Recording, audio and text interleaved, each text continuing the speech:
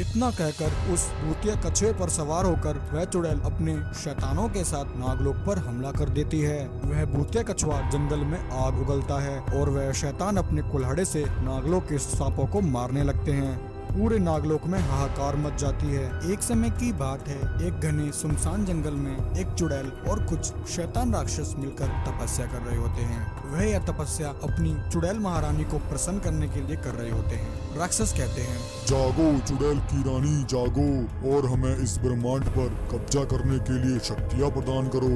जागो चुड़ैल की रानी जागो। उनकी तपस्या से प्रसन्न होकर एक 3 सर वाली चुड़ैल वहाँ प्रकट होती है। चुड़ैल कहती है, क्या हुआ चुड़ैल और शैतानों, किस लिए मुझे तुमने नींद से जगाया?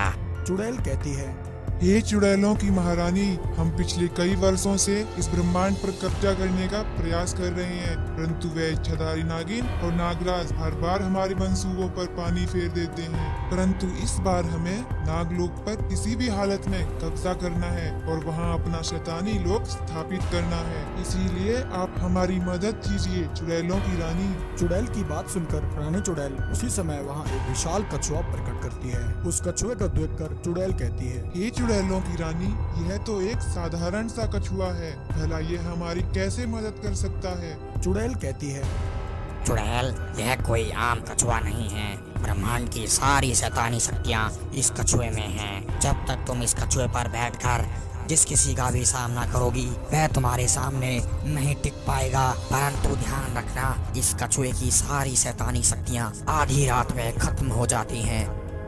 इतना कहकर वह 3 सर वाली चुड़ैल वहाँ से गायब हो जाती है। चुड़ैल कहती है, चलो मेरे शैतानों, अब हमें देर नहीं करनी चाहिए और इसी समय नागलोक पर आक्रमण करके उसे अपने कब्जे में ले लेना चाहिए। इतना कहकर उस भूतिया कछुए पर सवार होकर वह चुड़ैल अपने शैतानों के साथ नागलोक पर हमला कर देती है। वह भूतिया कछुआ जंगल में आग उगलता है और वह शैतान अपने कुल्हाड़े से नागलोक के सांपों को मारने लगते हैं। पूरे नागलोक में हाहाकार मच जाती है। एक सांप जाकर नागराज को यह बात बताता है, ए नागराज, हमारी रक्षा करो, एक विशाल कछुए वाली चुड़ैल ने हम पर हमला कर दिया है। नागराज, नागलोक में हाहाकार मच गई है, हमारे नागलोक के आधे से ज्यादा सांप मारे गए हैं। आप जल्दी से चलकर उसे रोकें नागराज, वरना वह दुष्ट चुड़ैल सभी सांपों को मार देगी। सांप की बात सुनकर नागराज उसी समय चुड़ैल की ओर निकल पड़ते हैं और उस चुड़ैल के पास पहुंचकर कहते हैं, अरे दुष्ट चुड़ैल, बंद कर अपना यह आतंक और चुपचाप चली जा यहाँ से, वरना तू मेरे हाथों से मारी जाएगी।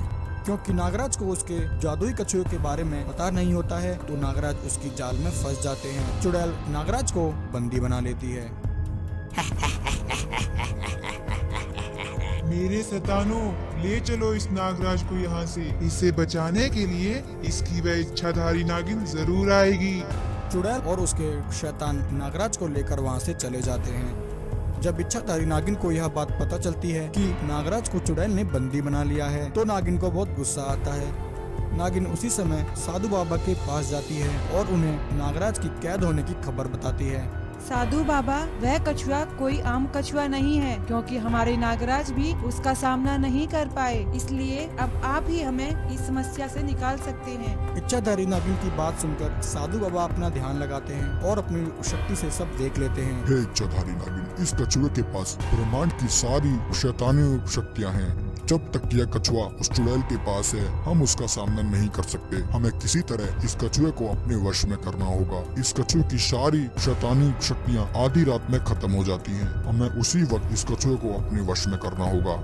साधु बाबा की बात सुनकर इच्छाधारी नागिन उसी समय साधु बाबा के साथ उस चुड़ैल के पास पहुंच जाती है, जहां उसने नागराज को कैद कर रखा होता है। चुड़ैल और उसके शैतान जब सो रहे होते हैं, इसी मौके का फायदा उठाकर इच्छाधारी नागिन और साधु बाबा उस कछुए के पास पहुंच जाते हैं और उस कछुए से उस चुड़ैल के पास होने का कारण पूछते हैं। कछुआ कहता है, साधु बाबा, मैं अपने परिवार के साथ एक रहस्यमय टापू पर रहता था। एक दिन अचानक एक चुड़ैल ने हमारे टापू पर हमला किया। हमारे टापू के सभी कछुओं को उसने मार दिया और मुझे अपने साथ ले गई। उस चुड़ैल ने मुझे शैतानी शक्तियों के साथ बड़ा किया और अब वह मेरा इस्तेमाल ब्रह्मांड में विनाश फैलाने के लिए कर रही है। साधु बाबा, आप मुझे इस चुड़ैल से बचा लीजिए। कछुए की बात सुनकर इच्छाधारी नागिन उसी समय अपनी शटी से उस कछुए को शैतानी कछुए से एक साधारण कछुआ बना देती है। तभी उसी समय चुड़ैल और उसके शैतानों की आंख खुल जाती है।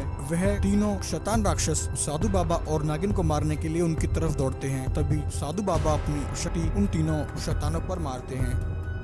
वहीं वह चुड़ैल कछुए पर बैठकर नागिन को मारने के लिए आगे बढ़ती है, परंतु उसे क्या पता था कि वह कछुआ एक साधारण कछुआ है। जब चुड़ैल को इस बात का पता चलता है तो वह वहां से भागने लगती है।